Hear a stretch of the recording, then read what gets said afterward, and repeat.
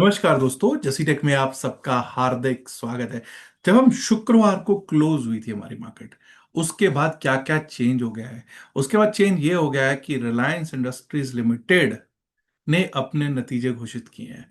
उसके बाद शनिवार को आईसीआईसीआई बैंक और एचडीएफसी बैंक ने भी अपने क्वार्टर 1 2025 के नतीजे घोषित किए हैं। अब ये तीनों स्टॉक्स जो हैं मार्केट के, भारतीय बाजार के, इंडियन मार्केट के सबसे बड़े स्टॉक्स हैं। When we talk about weightage weightage के हिसाब से ये तीनों ही इन टर्म्स ऑफ वेटेज सबसे बड़े स्टॉक्स हैं। और ये मूवर्स एंड शेकर्स जिसको कहते हैं ना मार्केट के, ये मूव और शेक करा सकते हैं। तो इनका असर ओपनिंग पर भी पड़ना चाहिए और उसके बाद सोमवार को मार्केट पर इनका बहुत बड़ा असर रहने वाला है। मैं इसमें कोई पीडीएफ नहीं लेके आया हूं आज कि भाई शो करूं कि इसका नेट प्रॉफिट इतना आया, इसका एबिटा इतना आया, इसमें एक्सपेंसेस इतने हुए, इसका नेट इंटरेस्ट मार्जिन इतना हुआ। नहीं, उस पे किसी पे नहीं जा रहा हूं। सिंपल एंड स्ट्रेट फॉरवर्ड बात करने वाला हूं। सबसे पहले बात करते हैं रिलायंस इंडस्ट्रीज लिमिटेड पर। रिलायंस इंडस्ट्रीज लिमिटेड पर अगर आप किसी भी न्यूज पोर्टल को खोलोगे, वो कहता है highest ever quarterly profit after taxes. PAT जो है किसी भी क्वार्टर का आज तक का सबसे हाईएस्ट है। लोग खुश हो जाते हैं। लोग खुश हो जाते हैं, ठीक है भाई, होना भी चाहिए, होना भी चाहिए। लेकिन कभी भी किसी एक क्वार्टर को जब आप देखते हैं ना, तो उसके जब तक उसके रिजल्ट्स के अंदर नहीं जाओगे तब तक पता नहीं चलेगा। 9,000 समथिंग करोड़ का वो बेनिफिट दिखा रहा है। लेकिन ये याद रखिएगा, 8,924 करोड़, 8,924 जो है, वो तो रिलायंस को केवल एशियन पेंट्स की जो इन्वेस्टमेंट थी, वो sale of investments in Asian paint से ही आ गया है। दूसरी तरफ अगर बात करता हूं एचडीएफसी बैंक की, ठीक है जी, सब कुछ अच्छा लग रहा है उसमें, लोगों को सब कुछ अच्छा लग रहा है। हालांकि लोग आजकल तो कहानी दूसरी होती है ना, उम्मीद से बेहतर, उम्मीद से कम, क्योंकि अलग अलग ब्रोकरेजेस अपने टारगेट्स दे देती हैं कि इतना नेट प्रॉफिटेबिलिटी रहेगी। तो मुझे लगता है कि वो उम्मीदों पर ही ठीक ठाक, अब वो उनकी उम्मीदें ऐसी हैं तो भाई उम्मीदों पे ठीक ठाक है वो। बाकी मैं किसी उम्मीद पे नहीं टिकता हूं। मेरा सवाल एक है कि अगर सब कुछ उसमें भी अच्छा है, तो ये प्रोविजंस एंड कॉन्टिजेंसीज क्यों बढ़ाए गए हैं? क्यों बढ़ाए गए हैं? कुछ ना कुछ तो होगा। आज चेक कीजिएगा जाके कि प्रोविजंस एंड कंटिजेंसीज कितने बढ़ाए गए हैं एचडीएफसी बैंक के। तीसरा और सबसे महत्वपूर्ण नतीजा जिस पे मुझे लगता है कि मैं कहना चाहूंगा कि नहीं यार, वाकई में परफॉर्मेंस है। आईसीआईसीआई बैंक अच्छी परफॉर्मेंस है। प्रोविजंस एंड कंटिजेंसीज जरूर थोड़े से बढ़े हैं, लेकिन उसके बावजूद भी प्रॉफिटेबिलिटी में कहीं कोई डेंट नहीं आया। प्रॉफिटेबिलिटी बढ़ती जा रही है। तो अगर मैं इन तीनों का वो करूं तो सबसे अच्छे बेहतर नतीजे लग रहे होंगे पेपर्स पे रिलायंस इंडस्ट्रीज लिमिटेड के। लेकिन मेरे को लगता है, मैं बिल्कुल, आप मेरे से डिसएग्री कर सकते हैं, मुझे कोई दिक्कत नहीं है, मेरे को लगता है कि आईसीआईसीआई बैंक के नतीजे ठीक ठाक रहे हैं। ठीक ठाक रहे हैं, इन तीनों में सबसे अच्छे रहे हैं। और एचडीएफसी बैंक के नतीजे ठीक ठाक हैं, लेकिन मैं निराश हूं उससे। और रिलायंस के नतीजे फ्लैट हैं, कोई खास बड़ी चीज नहीं हुई है। भला ही न्यूज आइटम आप कुछ भी चला दीजिए, न्यूज हेडलाइंस कुछ भी चला दीजिए, किसी भी न्यूज पोर्टल पे कुछ भी चला दीजिए। अब अगर हम भारतीय बाजार की बात करते हैं, तो भाई भारतीय बाजारों को क्या, आपको क्या लगता है कि जो वहां पे एनालिस्ट्स बैठे हैं उनको इन नतीजों का अनुमान नहीं होगा? अनुमान जरूर होगा। बस ये जान लीजिए कि हमारा जो benchmark Indian stock market index है, शुक्रवार को 920 तो पहले तोड़ चुका था। 50 डेमा पर जाकर वो सपोर्ट लेता हुआ दिखाई दिया है। Sensitive index, Sensex, BSE Sensex, उसकी तो बात ही छोड़ दीजिए। वो 50 डेमा भी तोड़ चुका है। यानी कि अगर 20 डेमा के नीचे जाना शुरू कर देता है तो हम क्या कहते हैं कि भाई वीकनेस शुरू हो गई है, मार्केट वीक हो गई है। और सेंसेक्स तो 50 डेमा के भी नीचे जाके क्लोज हुआ है। और हैरानगी की बात आपको ये लगेगी कि जब आप वीकली चार्ट पे जाते हो, तो वीकली चार्ट पे आपको, चाहे वो निफ्टी 50 का चार्ट देख लो, चाहे वो सेंसेक्स का चार्ट देख लो, 3 ब्लैक क्रोज पैटर्न दिखाई पड़ रहा है। 3 काला कौआ, यानी कि 3 लाल कैंडल्स बनी है, और लोअर लोज तीनों वीक के लग रहे हैं। कमजोरी की ये भी एक और निशानी है। बात कर लेते हैं अगर निफ्टी बैंक की। हालांकि अभी मैं चार्ट्स पे चलूंगा तो आपको लेवल्स भी दिखाऊंगा, एक एक चीज दिखाऊंगा। बट निफ्टी बैंक में 20 डेमा टूट चुका है, हालांकि अभी थोड़ा दूर है 50 डेमा का आना। फिन निफ्टी पे समझ लीजिए 50 डेमा का सपोर्ट पे टिके हुए हैं हम लोग। अगर बात करेंगे मिड कैप निफ्टी की, मिड कैप निफ्टी में 20 डेमा टूट चुका है, 3 ब्लैक क्रॉस पैटर्न बन चुका है। अब बात कर लेते हैं कि किस तरह से हमारे क्या स्थितियां हैं एफआईआईज और डीआईआईज की। विदेशी संस्थागत निवेशक पिछले हफ्ते में किस तरह से सेलिंग करके गए वो आपको मालूम ही है। 2894 करोड़, 2894 करोड़ के नेट सेल में विदेशी संस्थागत निवेशक बैठे हैं कैश में, और 1662 करोड़ के नेट बाय में, 2894 का अगर सेल करके गए हैं नेट नेट एफआईआई, तो डीआईआई 1662 का नेट बाय करके गए दिखाई पड़ते हैं। बट अगर एफआईआई इसका डिराइव्ड का स्टैटिस्टिक्स देखेंगे, तो हमको वहां पर यह पता चलेगा कि एफआईआई बैंक निफ्टी के फ्यूचर्स को सेल करके गए हैं। तो भाई, जब इतने अच्छे नतीजे आने वाले थे, जिसकी कि हर एनालिस्ट चिल्ला चिल्ला के कह रहा है बहुत अच्छे नतीजे, मैं ये नहीं कह रहा कोई बुरा नतीजा है, लेकिन जितनी वो हल्ला मच रहा है, उतने हो हल्ले वाली अगर हानि थी, तो क्या उन एनालिस्ट्स को पता नहीं था? क्या एफआईआई के पास अपने सोर्सेज या एनालिटिक्स उनके पास नहीं है? एनालिसिस सब कुछ। तो ये स्टॉक्स तीनों, ये तो भाई 4-4, 5-5% भागने चाहिए थे शुक्रवार को। खैर, उन पे मैं अभी कोई वो नहीं कहूंगा। बस ये ध्यान लीजिए कि एफआईआई बैंक निफ्टी के फ्यूचर्स को सेल करके गए हैं, फिन निफ्टी के फ्यूचर्स को भी सेल करके गए हैं, मिड कैप निफ्टी फ्यूचर्स को भी सेल करके गए हैं, निफ्टी 50 के फ्यूचर्स को भी सेल ही करके गए हैं। अब दोस्तों, एक बार को देखना शुरू करते हैं, सीधा सीधा हम चार्ट्स पे चलते हैं। तो हम लोग चार्ट पे क्या देखेंगे? चार्ट पे सबसे पहले देखते हैं कि क्या स्थितियां हैं निफ्टी 50 की। जब हम निफ्टी 50 की बात करते हैं, तो निफ्टी 50 के चार्ट पे आपको यहां पर दिखाई पड़ रहा होगा कि भाई वीकनेस कैसे बनी हुई है। हम 20 डेमा को तोड़ चुके हैं, 9 डेमा को भी तोड़ चुके हैं, और तो और अब आप ये देख लीजिए, क्रॉसओवर मिल गया है।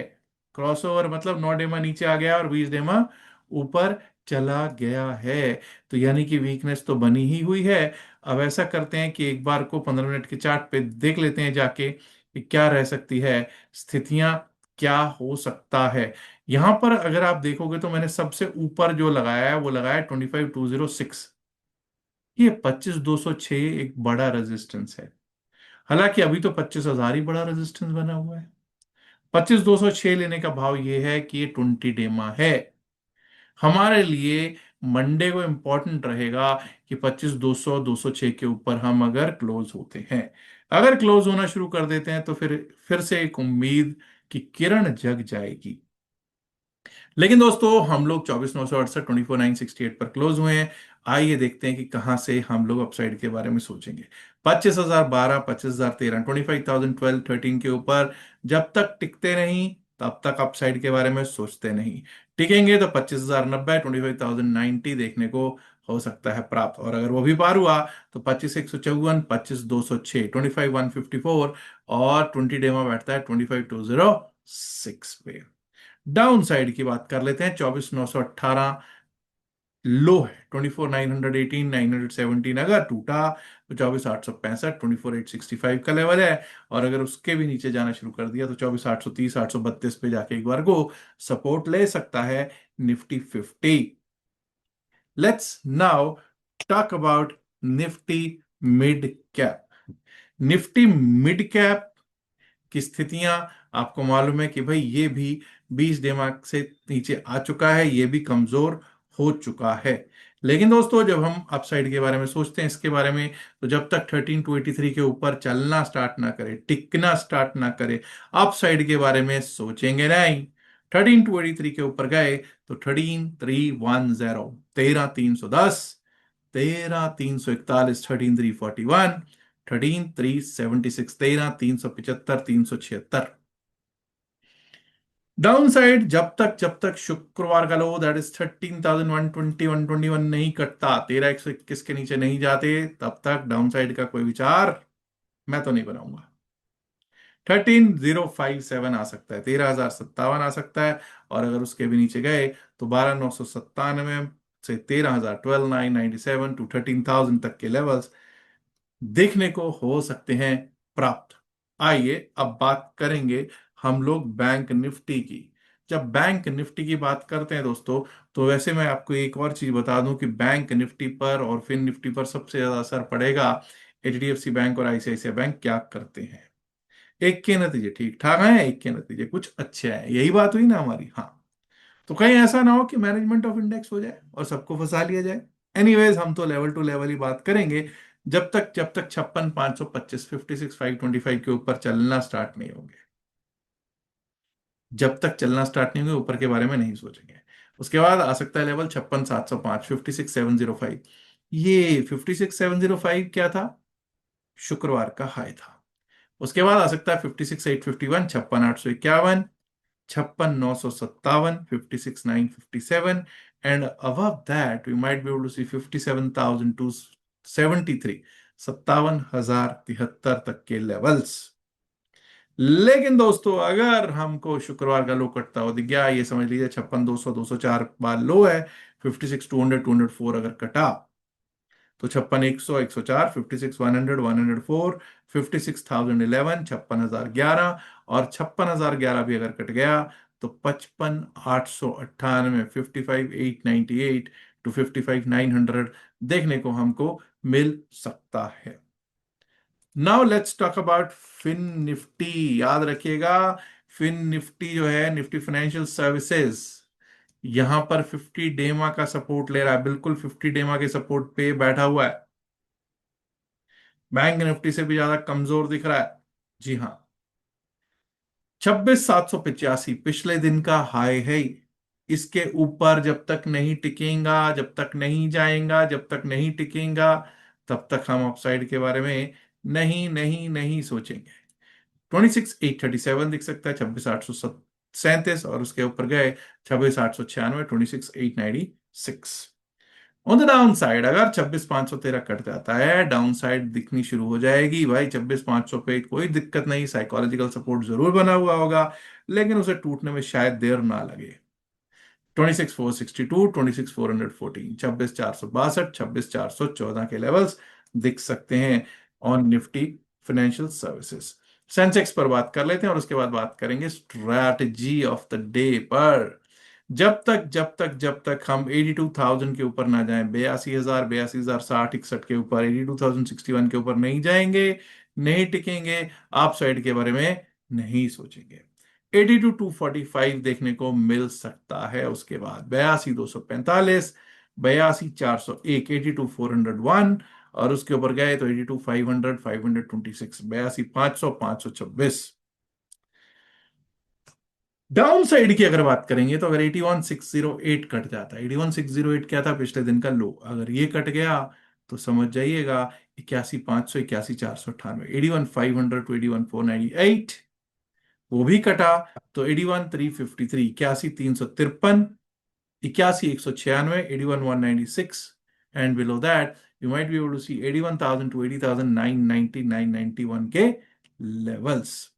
अब दोस्तों, कोई भी बड़ा गैप अप हम चेस करने का विचार ना करें तो अच्छा रहता है। क्यों? क्योंकि इसमें कोई शक नहीं कि मार्केट रिएक्ट करेगी जो बड़े नतीजे हैं, और मुझे लगता है कि अब इससे बड़े नतीजे कोई होते भी नहीं है। एक ही दिन पे, वीकेंड पे, समझ लीजिए वीकेंड मतलब मंडे को जब हम ओपन हो रहे हैं, तो फ्राइडे क्लोजिंग के बाद तीनों के नतीजे आए हैं। So this should be, there should be some good movement. There can be good volatility. There should be a big gap up or a big gap down. Flat opening अगर होगी तो शायद मैं निराश होऊंगा और बहुत लोग निराश होंगे। हालांकि मैं कुछ होल्ड करके ना जाता हूं ना, हमेशा जितने मेरे स्टूडेंट्स हैं उनको पता है, मैं हमेशा कहता हूं होल्ड करके जाना कोई समझदारी नहीं होता, और वो भी 3 रात 2 दिन। कि Friday night, Saturday night, Sunday night 3 रात रखोगे ना, सैटरडे संडे 2 दिन का ही प्रीमियम मीटिंग होगा। ठीक है ना? तो उम्मीद यही कर रहा हूं कि होल्ड करके नहीं गया होगा। अच्छा, बहुत लोग ऐसे हैं जो क्रिप्टो करेंसी में हमारे ग्रुप के साथ जुड़ना चाहते हैं। क्रिप्टो करेंसी का हमारा ग्रुप है क्रिप्टो चैम्प्स करके। अगर आप उसमें जुड़ना चाहते हैं तो खुशी से जुड़ सकते हैं। उसके लिए आपको क्या करना होगा, हमारा जो लिंक दे रखा है डिस्क्रिप्शन में और पिन मैसेज होता है वीडियो में, उस लिंक से आपको अपना क्रिप्टो में डेल्टा एक्सचेंज का जो लिंक है उससे अकाउंट खुलवाना होगा। और स्क्रीनशॉट जो आपको नंबर यहाँ दिखाई दे रहा है सामने स्क्रीन पे, इसी पे अपना स्क्रीनशॉट अकाउंट ओपनिंग, जो क्रिप्टो करेंसी का अकाउंट ओपनिंग का, भेज दीजिएगा, तो आपको ग्रुप में डाल लिया जाएगा। याद रखिएगा, यहाँ डिस्क्लेमर देना जरूरी है कि हम लोग सेबी रजिस्टर्ड नहीं है, और जो भी बातचीत इस वीडियो में की गई है सिर्फ और सिर्फ एकेडमिक पर्पस से की गई है। इसका बाय सेल की सलाह से कोई लेना देना नहीं है। बाय सेल की सलाह के लिए आप अपने फाइनेंशियल एडवाइजर से कर सकते हैं बातचीत। उम्मीद करता हूं आप ऑलरेडी वीडियो को पसंद कर चुके होंगे, लाइक कर चुके होंगे। नहीं किया तो लाइक कीजिएगा, शेयर कीजिएगा अपने दोस्तों के साथ ज्यादा से ज्यादा संख्या में इस वीडियो को। एंड माय डियर फ्रेंड्स, अगर आपने अभी तक जसीटेक चैनल को सब्सक्राइब नहीं किया है तो देर किस बात की, सब्सक्राइब करना तो बनता है ना। Have a great weekend and good luck for Monday. Bye.